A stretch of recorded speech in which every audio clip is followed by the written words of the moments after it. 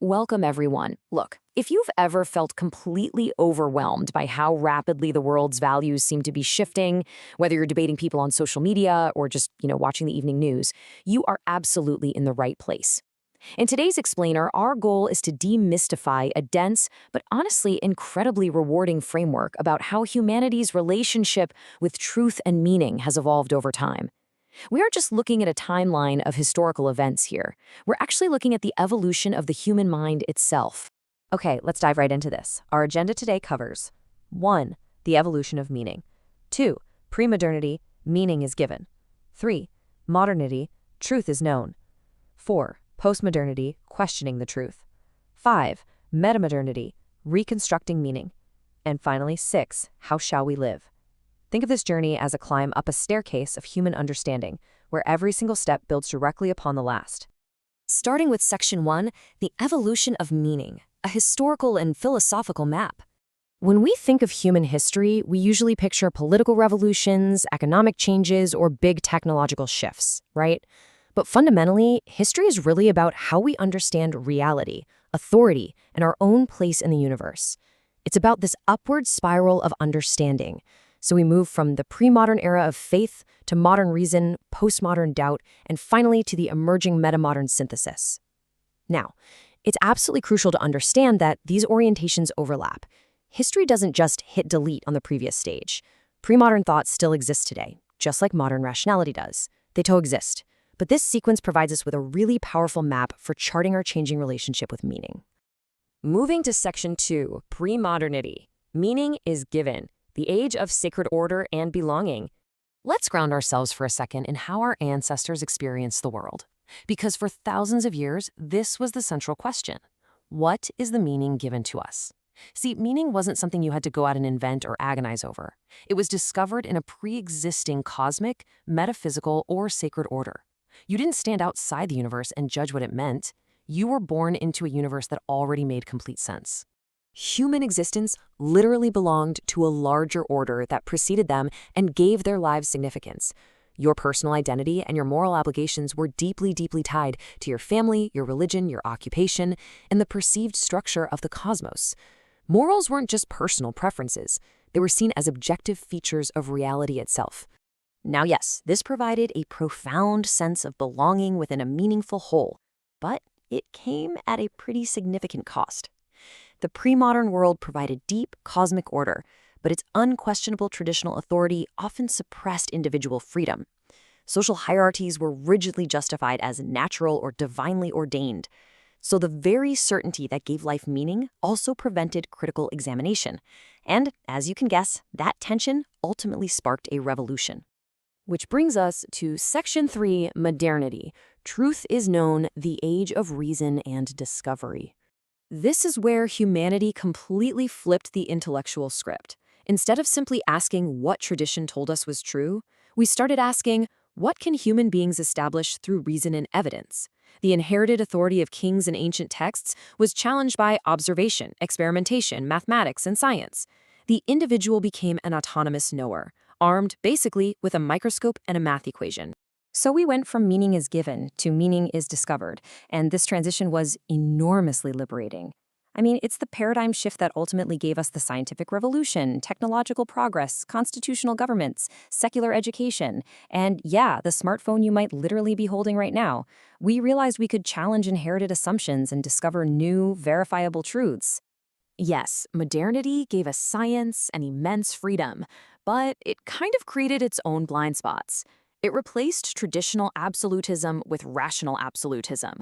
The sheer confidence that reason and science could progressively explain literally everything led to treating subjective experience, spirituality, culture, and emotion as secondary, simply because, well, you can't easily measure love or purpose in a test tube.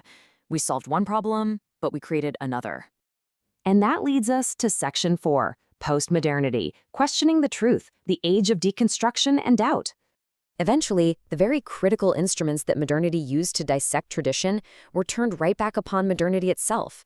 We started looking at our supposedly objective scientific truths and grand narratives, and we asked a pretty piercing question. Wait, how did we construct what we claim to know? Postmodernism exposed that even supposedly universal knowledge is produced within specific languages, cultures, and systems of power. It added totally new questions like who defines the truth and whose interests does it actually serve? And this birthed a crucial concept, epistemic humility. Basically, it's the recognition that knowledge is culturally situated, teaching humanity to become suspicious of its own certainty. This was postmodernity's greatest contribution, for sure. It forced societies to stop clinging to simplistic universal stories and finally listen to perspectives that had previously been totally excluded or marginalized. The contrast here is stark. Modernity confidently declared, we can know.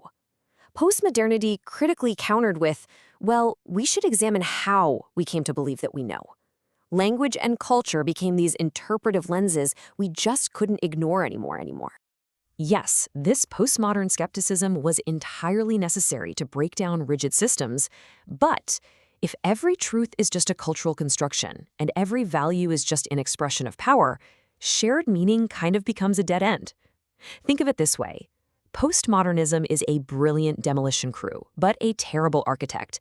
It points out what's wrong with the structure, but it doesn't provide blueprints for a new one. So where do we go from there? Section 5, Metamodernity, Reconstructing Meaning, the Age of Conscious Integration. This is the emerging cultural orientation that's attempting to solve our modern crisis of meaning. See, metamodernity doesn't reject the previous eras. It attempts to integrate them. It asks a profound new question. Knowing all this, how shall we live meaningfully? We know tradition has flaws. We know reason has limits.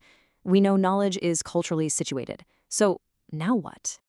Well, the proposed solution is the metamodern synthesis, and this brilliantly illustrates how we literally stack the best parts of each era.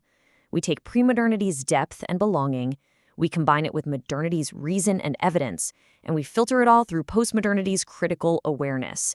The task is to hold these domains together without reducing one to another. It's like a giant puzzle coming together. And this leads us to a truly beautiful concept called critical sincerity. We acknowledge our cultural limitations, absolutely, but we remain fiercely committed to the search for truth and meaning. We aren't naively certain anymore, sure, but we also refuse to be cynically detached. We act with commitment despite our limitations. The philosophical shift here is profound. Postmodernity asks what assumptions are hidden, and it dismantles. Metamodernity asks, okay, after exposing those assumptions, what is still worth believing? And it consciously rebuilds. It is a participative reconstruction of meaning. We are searching for universal human values while fully recognizing and respecting our cultural differences. Finally, we reach Section 6, How Shall We Live? From unconscious certainty to conscious participation. Let's pull all of this together and look at the overarching narrative arc. Remember, human evolution here resembles a spiral, not a straight line. We don't simply abandon the past. We started with sacred certainty. Then we moved to rational certainty. We deconstructed that into critical uncertainty. And now we are stepping into humble participation. We return to dimensions of earlier worldviews, like the basic human need for meaning, but at a much higher level of awareness.